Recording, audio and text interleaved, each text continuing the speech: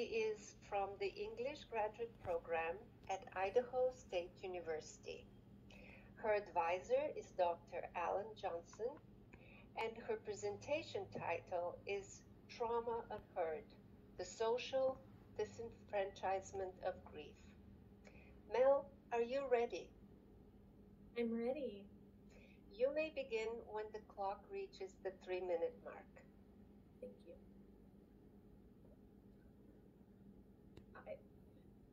I do not see a clock. It should appear shortly.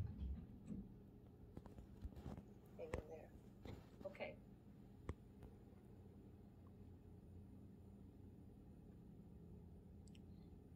My father is serving 2 life sentences for 11 counts of child abuse, including rape and torture, that culminated in my brother's murder. Critical trauma theory and literature posits that for survivors like me, trauma is both unremembered and unspoken. I disagree, because I remember every moment, and I can talk about it, and I'm not alone. After the Holocaust, psychologist David Boder recorded the oral testimony of death camp survivors. Survivors who wanted to speak were plentiful, but no one would publish Boder's research until nearly 40 years after his death, because, quote, no one wants to hear atrocity. Survivors spoke, they were not heard. The very existence of Holocaust memoir, which requires both memory and voice to write, severely undercuts the belief that memory and voice do not survive trauma.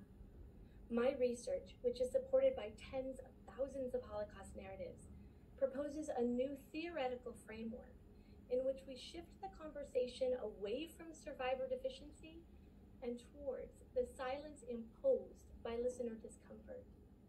The problem with trauma communication is not expressive, but receptive. Truly, no one wants to hear atrocity. Beyond the therapy circle and happy ending tropes, it's never the time or the place. And some of us, like my brother, don't get happy endings. It's never the time or the place to speak the very real traumas that exist in the shadow of racism, sexism, homophobia, bereavement, rape, suicide, war, or the myriad other traumas humans face every day. This is evident when we ban books that are honest about the suffering of the Holocaust, or even when we forbid teaching U.S. history because it might, in the words of one new law, cause discomfort. Auschwitz survivor Primo Levi described the compulsion to speak after trauma, to tell our stories to the rest, to teach.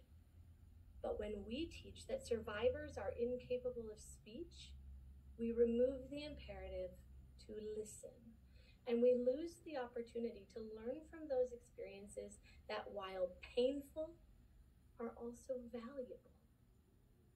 I want the circumstances that cost my brother his life and made my survival necessary to be fixed. That cannot happen while we persist in the ableist notion that survivors are too broken to participate in the conversation. We can speak. My research invites others to learn to listen, even and especially when it's uncomfortable.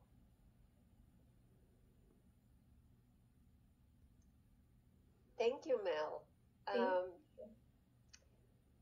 Judges, please submit your scores. Mel, here we go. I'm on video now. Thank you for this presentation. Wow, how timely. I think we are all hearing every day in the news reasons why your presentation is so timely. How did you get into this line of research? Oh goodness, because my parents are horrible people, and basically, no. I've always loved writing, and I've always loved reading in English. So it was just a place that I kind of went to for refuge. Mm-hmm. And then, I did it because it was such a love of mine. And then I read this my first semester, that trauma is unspoken, and I was like, well, that's false. Right.